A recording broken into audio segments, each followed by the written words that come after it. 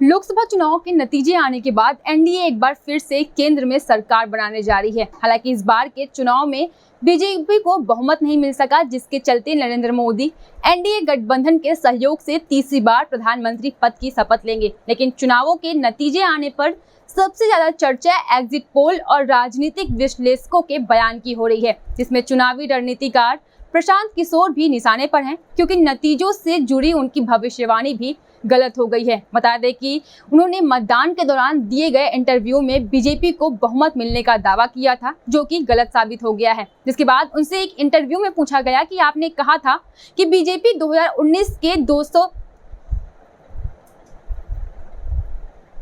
जिसके बाद उनसे एक इंटरव्यू में पूछा गया कि आपने कहा था कि बीजेपी 2019 के 303 सीटों के आंकड़े के बराबर या उससे ज्यादा सीट ला सकती है। आप गलत साबित हुए।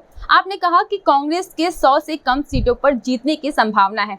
आप गलत साबित हुए। आपने कहा कि बीजेपी पश्चिम बंगाल में नंबर 1 पार्टी बनकर सामने आएगी। आप गलत साबित हुए। आपने सुझाव दिया था कि महाराष्ट्र और राजस्थान में बीजेपी इतनी सीट नहीं हारेगी, लेकिन आप गलत साबित हुए। क्या ये एक सीख है कि आप रणनीतिकार हैं लेकिन नंबरों में मत पड़िए, क्योंकि अब लोग कह रहे हैं कि प्रशांत किशोर बुरी तरीके से गलत साबित हुए। जिसके बाद जवाब में प्रशांत किशोर ने कहा कि इसमें कोई बड़ी बात नहीं है, कोई भी गलत हो सकता है। अखिलेश यादव जो इस चुनाव में हीरो बनकर उभरे हैं, उन्होंने विधानसभा चुनाव में कहा था कि 400 सीटें आएंगी, लेकिन 125 आई। इसका मतलब ये नहीं है कि अखिलेश यादव की राजनीतिक समझ और पकड़ खत्म हो गई है। अमित शाह ने कहा था कि बंगाल में 200 सीटें आएंगी, नहीं आई। इसका मतलब ये नहीं है कि अमित शाह को राजनीति की समझ नहीं है। जहां तक कि राहुल गांधी ने कहा था कि मध्य प्रदेश में हमारी बहुमत की सरकार आ रही है, 200 सीटें जीतने जा रहे हैं, लेकिन मध्य प्रदेश में कांग्रेस बुरी तरीके से हार गई। इसका मतलब ये नहीं है कि राहुल गांधी की कोई राजनीतिक समझ नहीं है। इस चुनाव में भी मैं मानता हूं कि हमारे नंबर गलत साबित हुए, लेकिन जिन्होंने कहा था कि बीजेपी की सिर्फ 180 सीटें आएंगी, वो भी तो गलत साबित हुए। जिसमें आगे उन्होंने कहा कि हम जो कह रहे थे कि बीजेपी जीत रही है और गलत साबित हुए। हमारा 20% आकलन गलत हुआ। हमें ट्रोल किया जा रहा है कि भैया तुम बिके हुए हो, माहौल बना रहे हो बीजेपी आदि का।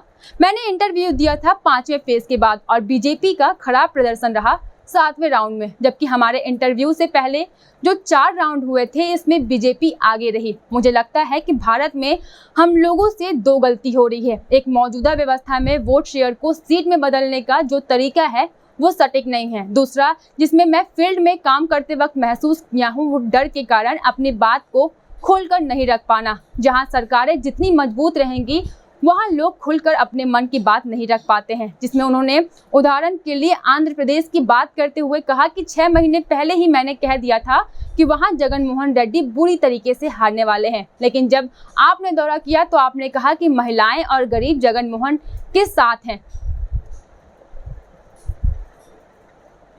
लेकिन जो रिजल्ट सामने आया वो आपके और हमारे अनुमान से बिल्कुल उलट था। यानी जिन लोगों ने जगन मोहन को वोट देने की बात कही, उन्होंने जगन मोहन को वोट ही नहीं दिया। ये जो फियर फैक्टर है, कहीं ना कहीं मोदी सरकार या फिर कोई और सरकार, जिन्हें लोगों को गलत और नुकसान हो सकता है। और ऐसे में डाटा अलग होता है, क्योंकि लोग वोट देने की तो बात करते हैं पर सही में वोट नहीं देते हैं। और जब मैं पूरी तरीके से फील्ड में रहकर काम करता था तो हम लोगों के मन से डर को टटोल कर निकालते थे। जिसमें उन्होंने कहा कि इस समय सबसे बड़ा विलन कौन बनकर आया है, प्रदीप गुप्ता, जबकि देश में लोग प्रदीप गुप्ता के आंकड़े आने का इंतजार करते थे। लेकिन अब सबसे ज्यादा लोग चालाक बन रहे हैं और वो लोग कह रहे हैं कि हमें तो पता ही था कि ये गलत है। ऐसा नहीं है कि एग्जिट पोल करने के लिए बहुत ही साहस, मेहनत और समय लगता है। कभी कभी आप गलत भी हो सकते हैं। हमें ये समझने की जरूरत है कि भारत जैसे बड़े देश में हम उसी का आकलन करते हैं जो हम लोगों के बीच जाकर पता करते हैं। आप डेटा कलेक्शन में बहुत ही सटीक हो सकते हैं, लेकिन जब लोग ही सर्वे में किसी भी वजह से गलत जानकारी देंगे तो हमें भी ये समझने की जरूरत है।